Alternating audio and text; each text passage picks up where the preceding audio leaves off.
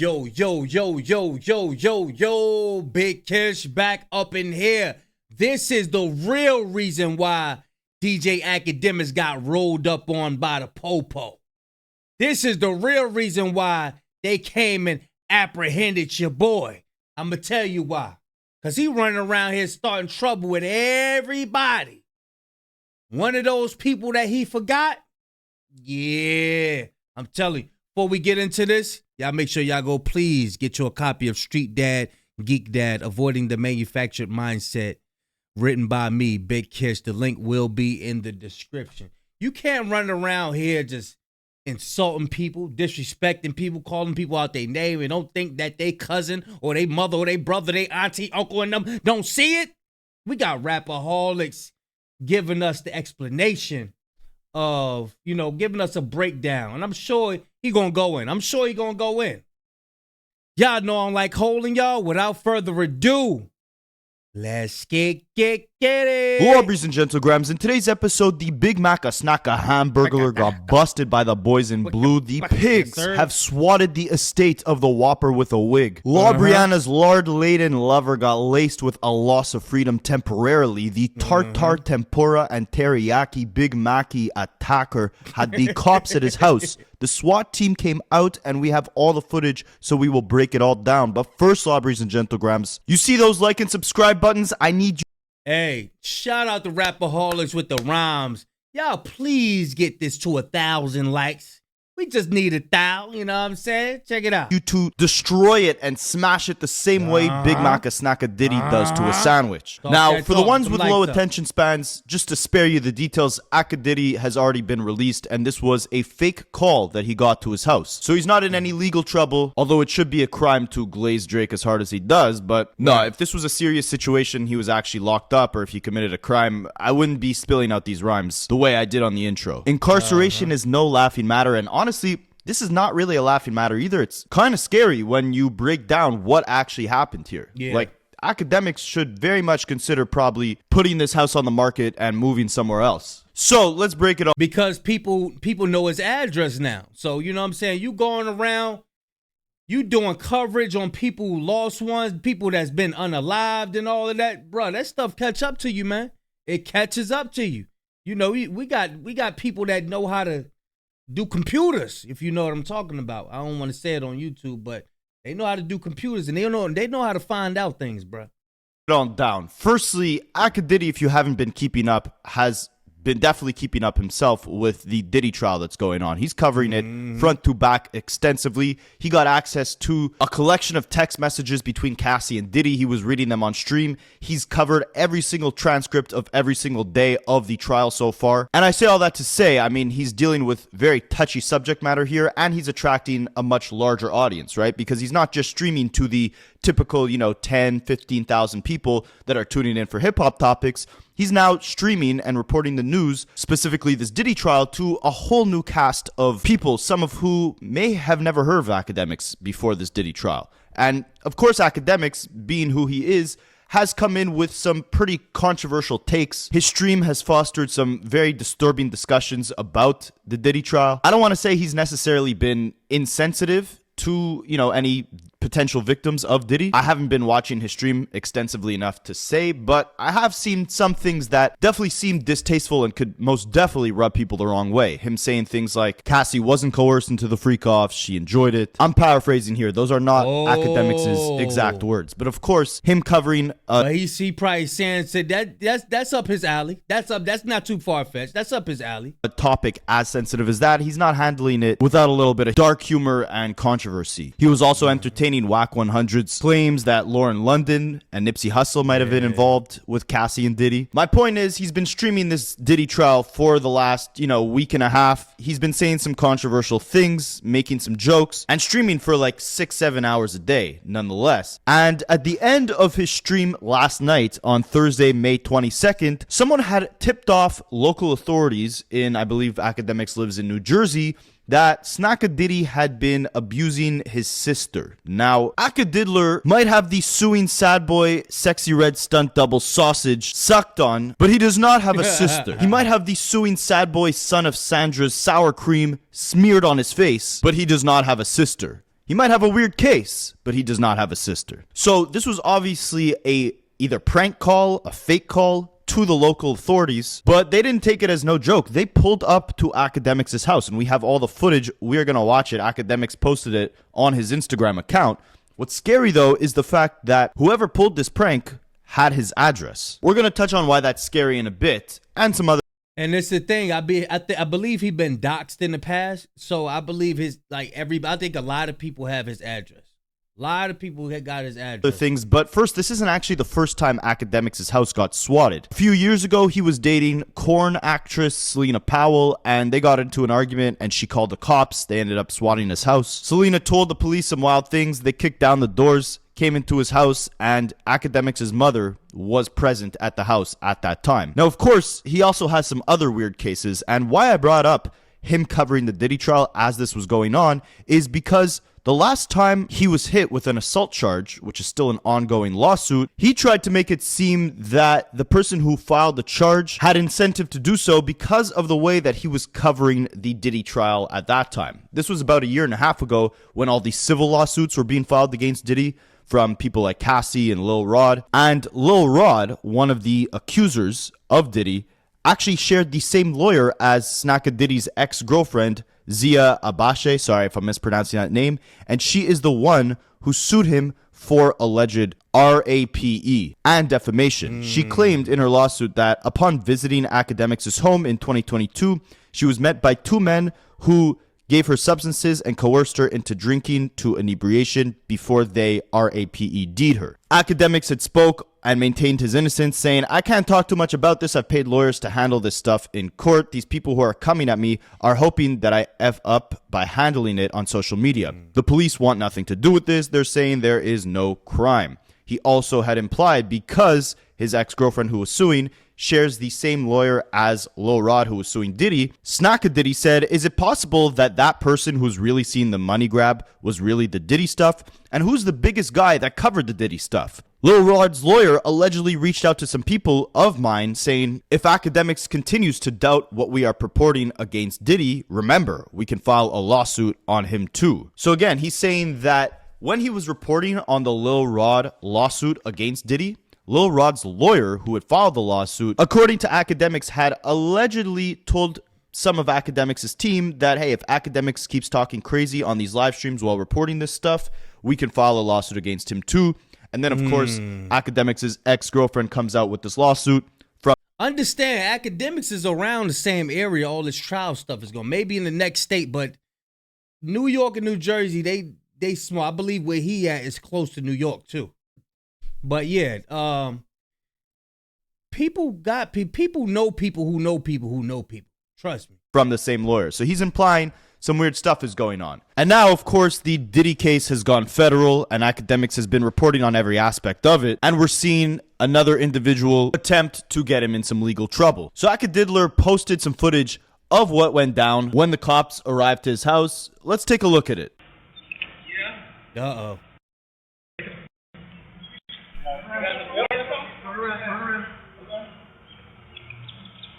He trying to talk to him like they friends. Talking about salute to my department. This ninja wrote salute to my police department and F the trolls.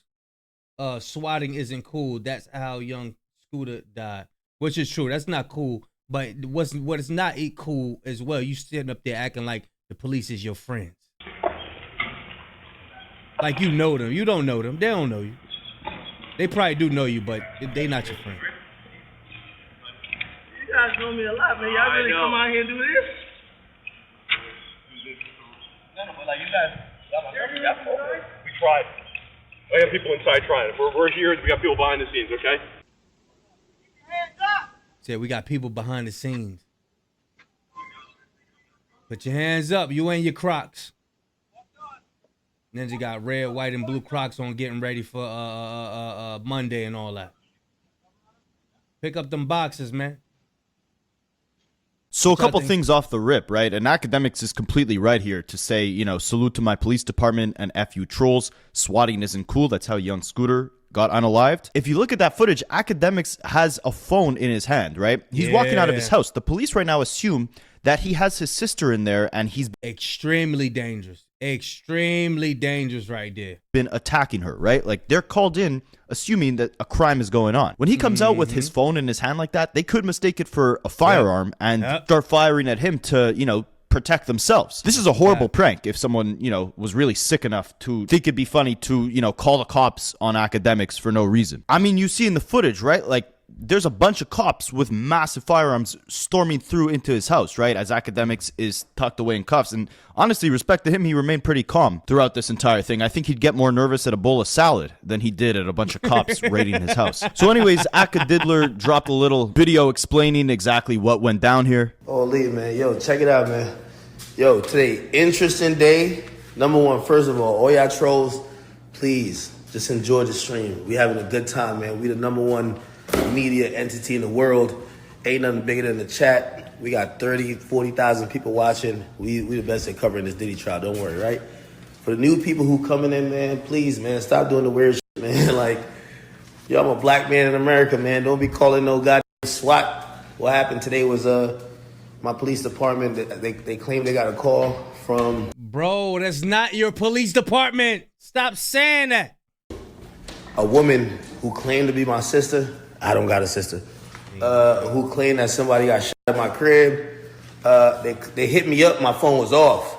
I'm streaming 8 hours a day. You know me. I'm on the grind. They pulled up about 30 cars. You know what I mean? They have to do it. Here's the thing, man. What if it was children in there?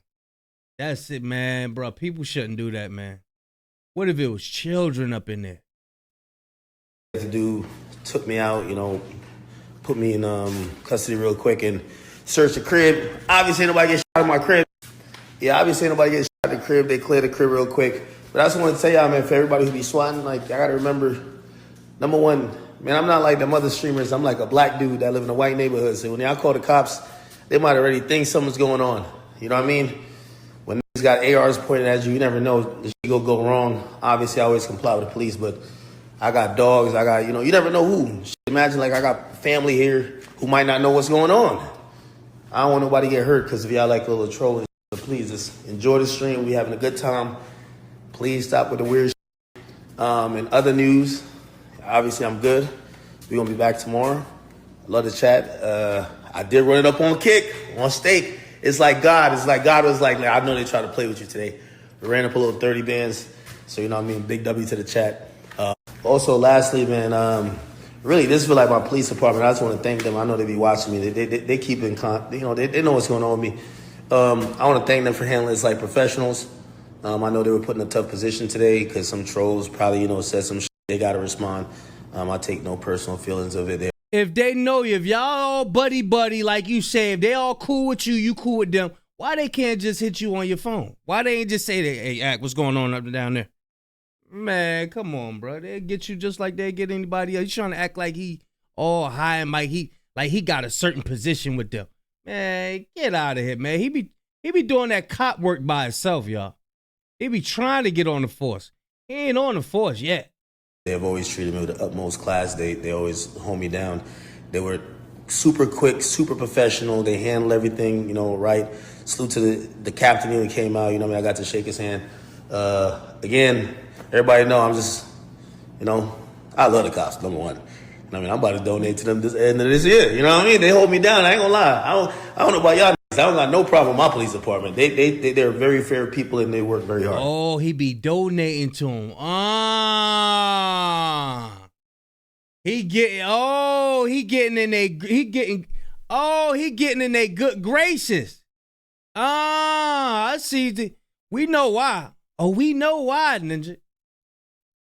But I only say that to say, please, if you fuck with me, or you fuck with the chat, or you watch the stream, it's not funny. Please don't do the SWAT and shit. And hey, I'm with Akademiks here, right? Like, it's not a joke to just call the police department up to your house, you know, especially for a charge as serious as that, right? And they come in with the big dogs, a bunch of cops with massive firearms, start going through your house. I mean, we know young Scooter experienced a similar thing about a month ago, and he tragically passed away from the incident. He was fleeing from cops. An unnamed woman had made several disturbing claims about what she observed outside of young Scooter's house. She had told cops that she saw a woman being dragged out of the house. The caller had claimed to be Neighborhood Watch. She told the cops that a child was in danger. She said that she suspected that house to be either a drug dealing or PR prostitution ring, and, basically urged cops to come quick because she said this woman was bleeding and held hostage. So cops arrived to the scene, and of course, young Scooter, who's clueless that, 911 has just been called to his house,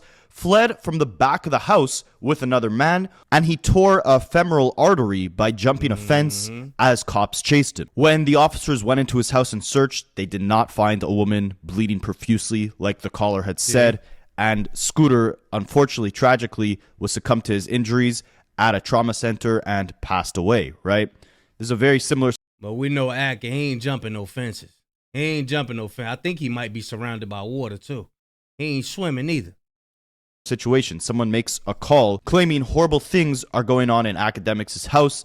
The police come, and if you're not expecting it, and maybe you have, a separate charge that you're not looking to interact with the cops at that period of time, or maybe you just, hear someone bombarding into your house really loudly with firearms, you don't know that it's the cops, so you run out the back door, whatever the case is, right? You're not expecting this, and the shock of it happening so quickly can cause you to react in probably not the most cooperative way, and that can lead to some extremely dangerous things. Now, that's not the only dangerous thing, right? The other dangerous thing is, again, the fact that obviously Akademiks' house address is public knowledge at this point. I don't personally know it, but of course someone did because they made this call and knew the specific address to send cops to. This wasn't like the Neighborhood Watch caller in the young Scooter case where it was someone who lived close to him, right? And who had no idea who young Scooter was. This was someone who specifically knew who Akademiks was and said he was specifically abusing his sister. A, he doesn't even have a sister, but B, this had to be someone who obviously knew who Akademiks was. Now, this is extremely dangerous. Even if Akademiks has, a massive gate around his property, security, whatever the case is, look at an individual like Nick Fuentes. If you guys don't know who that is, he's a white supremacist, horrible person with horrible views. However, his address was doxed online, it was leaked online, and he's had multiple people come to his house to try and attack him. I believe he had to pull out a taser on one individual who came to his house. And I mean, Akademiks is in somewhat of a similar boat, right? Obviously, in terms of controversy, let alone the things that he said in his streams and whatever, think about all the actual controversy he's a part of, right? That lawsuit with his ex-girlfriend that we were talking about earlier in this video. The 15-year-old kid Discord situation, right? I don't really think I need to keep going on about the many controversies of Akademiks. But Please don't talk about that. Please, oh boy. They're ready to get rid of my channel over that joint. For real. Just in the last week alone, he's been beefing with like 3 different female radio personalities. I'm actually going to read you guys a transcript also of a Vlad TV interview that he did where he was absolutely talking crazy about the Drake and Kendrick situation, really implying that things there should escalate into violence. But I say all that to say, with all of these controversial opinions, takes, behavior, whatever the case is, Akademiks, it's no secret that he's created a lot of enemies, right? And if his address is online, recipe for disaster. Because and then you don't know where it's coming from. It ain't no one specific interview or whatever you did. You could be like, oh, it probably came from this. It probably came from that time why I said this.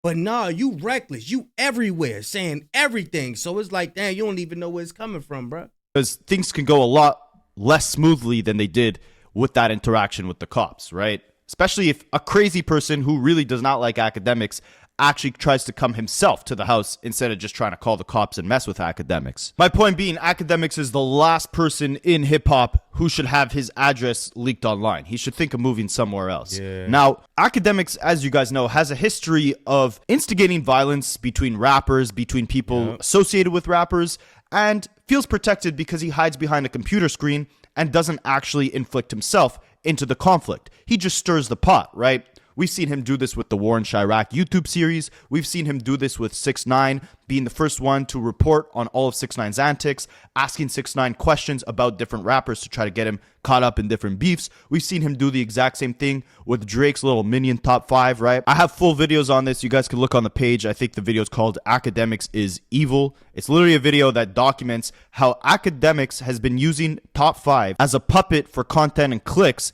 But in the process, he's asking Top 5, who, you know, really describes himself as a killer, a gangster, whatever, was convicted of first-degree unaliving himself, right? And Akademiks is and now where Top 5 at now?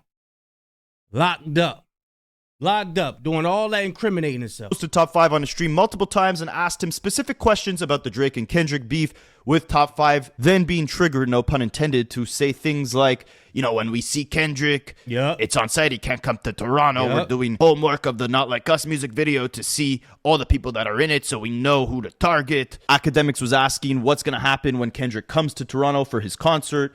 Top 5 says he's not coming. Akademiks goes, oh, but what about if he goes to New Ho King and he goes and walks around and sees the CN Tower? He's instigating it, right? He's trying to build it up for content. And I bring all this up because it's dangerous behavior, dangerous content like that can get the wrong people to want you specifically, the one who's instigating this, to face consequences for potential violence that could occur from the questions you're asking, from the pots that you're stirring, right? And I think this reached a boiling point when Akademiks was reacting to the DJ Head and Maul debate over the Kendrick Drake beef. In that debate, they were talking about how this was supposed to be a friendly fade and Drake was disrespectful by using Tupac AI vocals. Akademiks reacted to that debate and said, how is that disrespectful, but Kendrick calling Drake a PDF wasn't crossing the line? And then he compared it to how Nipsey Hussle lost his life, allegedly for calling someone a snitch, and that person being so offended by being called a snitch that he ended up unaliving Nipsey. Akademiks said it's the same thing here, right? If Nipsey can get unalived for calling someone a snitch, what do you think will happen to Kendrick for calling Drake a PDF? Again, conflating this to be something bigger than a rap battle. And when you put thoughts like that into the ecosystem, into the atmosphere, right? Especially when you're, you know, self-proclaimed the biggest hip-hop media personality in the world right now, and this is the type of narrative that you're trying to bring forth, what type of danger do you think that brings to Kendrick? What type of danger do you think that brings to yourself when you're disrespecting a West Coast legend like both Kendrick and Nipsey and using Nipsey's tragic unaliving to prove a point about why violence should be or could be inflicted onto Kendrick? So DJ Vlad had sat down with Akademiks and asked him about this, right? Because it's pretty outrageous to try to equate Kendrick calling Drake a PDF in a rap battle to someone calling Nipsey a snitch. Sorry, Nipsey calling someone a snitch and that person unaliving Nipsey for it, right? This is a rap battle again. And I can't play you guys clips of DJ Vlad interviews because this video will get taken down, but we're going to read what Akademiks' answer was to Vlad's questions. So Akademiks is talking about how DJ Head and Maul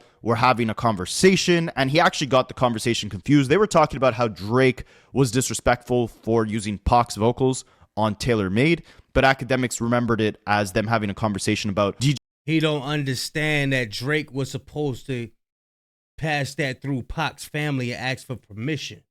You know what I'm saying? It did like yo, Pac wasn't in the battle.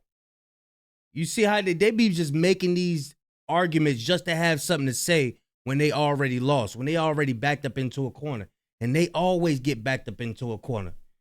DJ Head saying it wasn't disrespectful that Kendrick called Drake a PDF, which isn't true. That's not how the conversation went, but that's how Akademiks wants to spin the narrative. So Akademiks says they were having this convo about whether it's disrespectful to blatantly put a title on someone saying they're a PDF.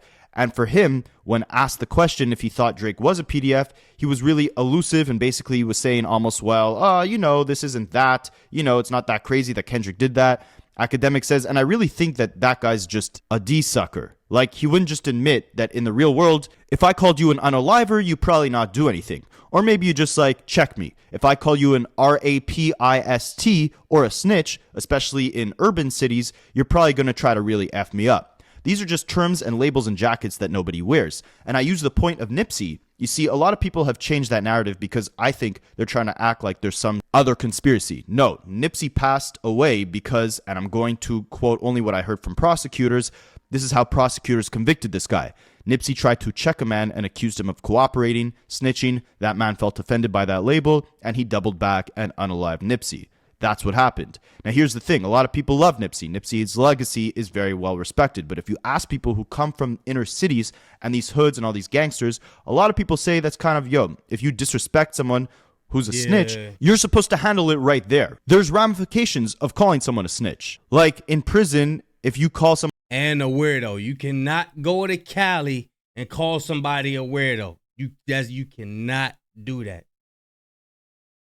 Someone to snitch, it's universally accepted that could potentially be an unaliving sentence. And now this is, again, Akademiks talking, right? So he continues trying to make this point about Nipsey and comparing it to Kendrick, saying a lot of people, you know, when you use certain phrases or you say certain things to certain people, that could result in unaliving. And it clearly did in Nipsey's case. Yes. So when I brought up the Kendrick situation with Drake, because people were saying, yo, Akademiks, you're having top 5 on your stream, and when top 5 is on your stream, you'd be helping to instigate something that might turn violent, and the violence might be getting out of hand or getting someone harmed, and maybe Kendrick gets harmed. And don't think for a second Akademiks don't know what he doing. He know exactly what he doing. It's a tactic that he used. He know it. And you're the one instigating it, which is exactly what I've been saying, right? So Akademiks continues to say, and I've always liked to check every single person after I just told you the story about Nipsey.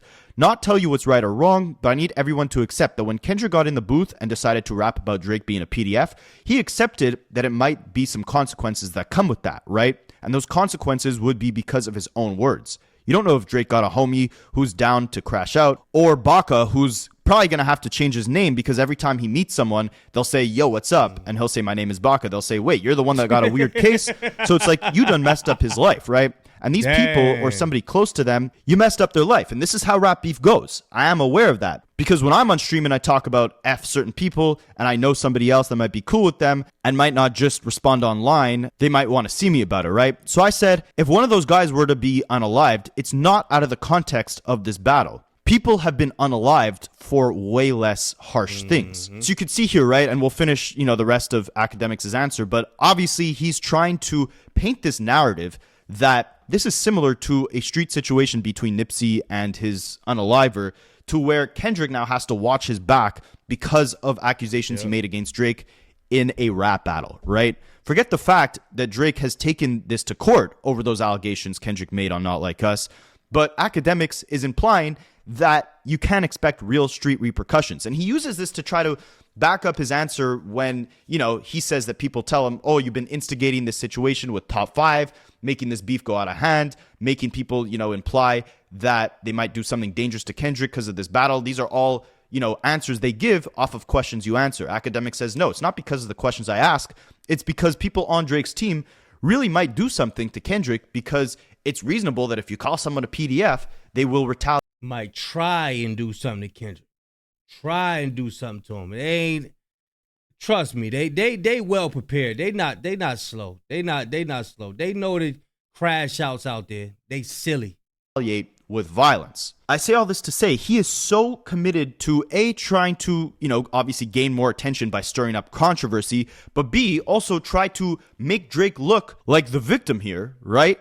For losing a rap battle. He's also gone on record, Akademiks, and said that forget suing, he would have straight up unalived Kendrick for saying those things that he said, right? And this is all again. And he was like, yeah, man, F this Drake. You got to box him. Y'all got to box. You got to box. Still just instigating. To paint Drake as the victim because he lost a rap battle. If you read the comments on DJ Vlad's video where Akademiks said all this, you get some really, smart thinking people who said stuff like, Akademiks is the only one that took this beef seriously. Or using Nipsey's unaliving as your point to make behind your fandom of Drake because he lost a rap battle is just effing nasty. And remember, Akademiks' most streamed song on his Spotify last year was Not Like Us. It's annoying how people act like Kendrick came up with this PDF angle, like people weren't already talking about it. Ak is a PDF. Y'all forget what he said to that 15-year-old boy. Yeah. The same way Drake brought up Kendrick's kids, saying that they could not be his, could be consequences behind those words also. Akademiks, you failed to mention that, huh? You're just mad because Drake got embarrassed. Get off your knees.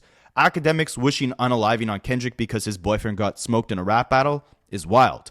Akademiks had PTSD after this battle. This is basically what Akademiks is saying. I have a weird parasocial relationship with Drake because I like his music. Kendrick defeated Drake, so I took it personally, like a scorned woman, and I want something to happen to Kendrick. These are the most liked comments on this. But this crazy because Joe Budden asked him, was Drake scared to go to war with Kendrick? He was like, yeah. Kendrick will watch. Kendrick's way better than Drake. And Kendrick, like he said, he's his most listened to artist. I'm going to leave a link in the description, man. This dude, it's coming from all different types of angles. He don't even know where it's coming from. He don't know where it's coming from. He got to watch out now. That's crazy. That is wild. But yeah, shout out to Rapperholics. Y'all let me know what y'all think, man. Big Kish signing out. I'm going, y'all.